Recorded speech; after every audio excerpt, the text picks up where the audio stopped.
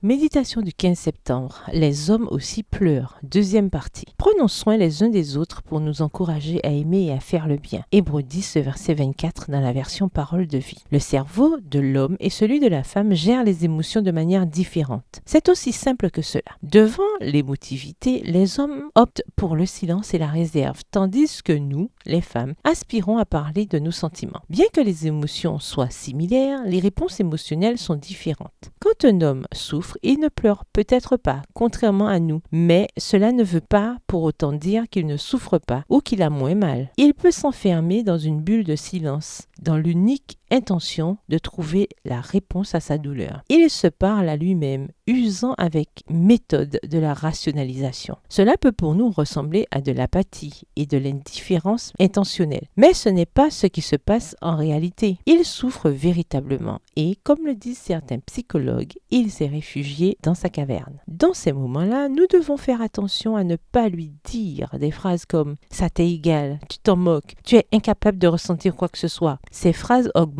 évidemment ses incertitudes, lui font se sentir encore moins compris et tendent à encore plus l'éloigner. Parfois, il allume la télévision pour regarder un match, il lit le journal et se met même à faire des heures supplémentaires. Ce sont des mécanismes de défense pour s'évader d'une réalité qu'il ne peut gérer. De par son rôle de pourvoyeur, l'homme aime générer des biens matériels pour sa famille. Parfois, cela le rend étranger aux démonstrations d'amour avec des étreintes, des caresses et des compliments. Mais sa nature ne l'empêche pas, pour autant, de manifester un amour romantique. Dieu l'a équipé pour en donner et il le fera dans la mesure où il sera stimulé à le faire. Nous pouvons être maîtresses dans l'art de donner de l'amour, mais parfois les hommes vivent avec une épouse qui les refroidisse. Suivons les recommandations de ce poème anonyme. Nous les femmes dures, il nous faut être délicates. Nous les femmes grossières, il nous faut être aimables. Nous les femmes rudes, il nous faut être raffinées. Nous les femmes froides, il nous faut développer de la chaleur. Aujourd'hui est un grand jour pour réfléchir à notre attitude envers les hommes de notre vie. Bonne journée et que l'Éternel vous bénisse.